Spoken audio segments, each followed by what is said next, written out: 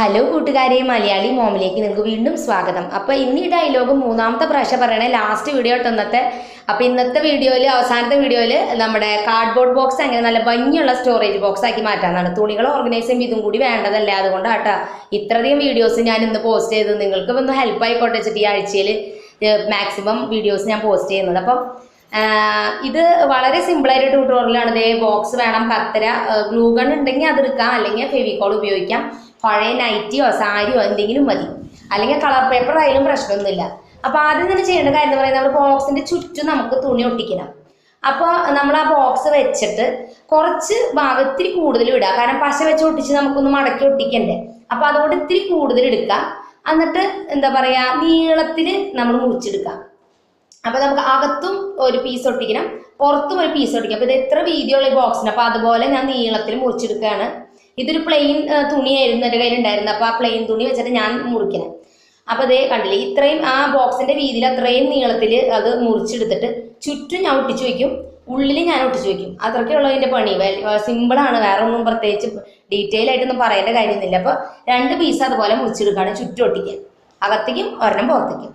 അപ്പോൾ ആ തുണി നമ്മൾ മുറിച്ചെടുത്തത് അകത്തെ ഭാഗത്ത് ഫുൾ ഒട്ടിച്ചെടുക്കാം. അതായത് ഒരു പീസ് തുണിയായിട്ടാണെങ്കിൽ നമുക്ക് ഒറ്റ ഇതിന് ഒട്ടിച്ചെടുക്കാം, ഈസി ആയിട്ട് ഒട്ടിക്കാം.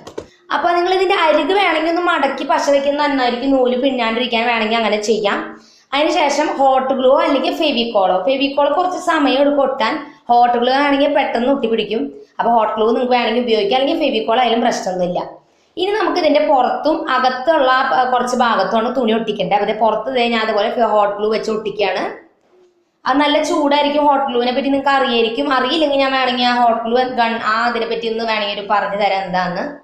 അപ്പോൾ അത് വെച്ച് ഫുൾ ബോക്സുമേ തുണി വെച്ച് കവർ ചെയ്യുക. കുറച്ച് തുണി എക്സ്ട്രാ ഉണ്ടല്ലോ, അത് ഞാൻ അടിയിലേക്ക് വെച്ച് മടക്കി ഒട്ടിക്കാൻ പോകണം. അപ്പോൾ നിങ്ങൾ ആ എക്സ്ട്രാ തുണി അതുപോലെ വെക്കുകയാണെന്നുണ്ടെങ്കിൽ നല്ലതാണ്.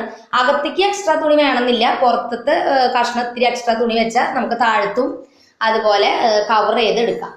അപ്പോൾ ബോക്സിൻ്റെ അകത്തും പുറത്തും നമ്മൾ കവർ ചെയ്ത് കഴിഞ്ഞു. ഇനി നമ്മൾ ബോക്സിൻ്റെ അടിഭാഗത്ത് കണ്ടില്ല, ആ എക്സ്ട്രാ തുണി വെച്ച് നമ്മൾ ഗിഫ്റ്റൊക്കെ പൊതിയുന്ന പോലെ മടക്കി ഇതുപോലെ പൊതിഞ്ഞെടുക്കുകയാണ്. ഇത് നമുക്ക് ഫെവിക്കോൾ ആയാലും പ്രശ്നമില്ല, ഞാൻ ഫെവിക്കോൾ വെച്ച് ഒട്ടിക്കണേ. പക്ഷെ ഇത്തിരി കഴിഞ്ഞിട്ട് ഉണങ്ങുള്ളൂ എന്ന് മാത്രം.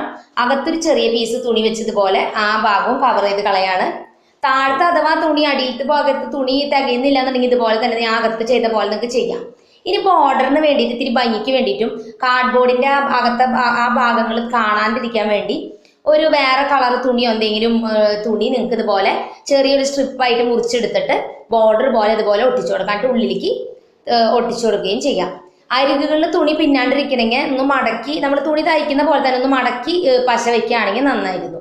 അപ്പോൾ ഞാൻ ഫുള്ള് ബോർഡറും അത് വെച്ച് തന്നെ ചെയ്യണം. അപ്പോൾ ഇതിൽ ഭംഗി ഉണ്ടാൻ വേണ്ടിയിട്ടാണ്. വേണമെങ്കിൽ റിബൺ കെട്ട് എന്തെങ്കിലുമൊക്കെ ഭംഗിക്ക് വേണമെങ്കിൽ നിങ്ങൾക്ക് ചെയ്യാം.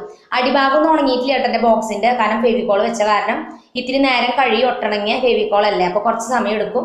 അപ്പോൾ അത് ഇത്തിരി ടൈം കൊടുത്തിട്ട് ഉണക്കിയെടുക്കാം. അപ്പോൾ എൻ്റെ ബോക്സ് റെഡി ആയി കഴിഞ്ഞു. വളരെ സിമ്പിളാണ് ഇത് ചെയ്തെടുക്കാൻ. കണ്ട കടയിൽ നിന്ന് മേടിച്ചപ്പോൾ നല്ല ഭംഗിയിലിരിക്കും. നിങ്ങൾക്ക് ഇഷ്ടമുള്ള കളറിൽ ചെയ്യാം. പേപ്പർ വെച്ച് അതിനെ കവർ ചെയ്യാം, ഒരു പ്രോബ്ലം ഇല്ല.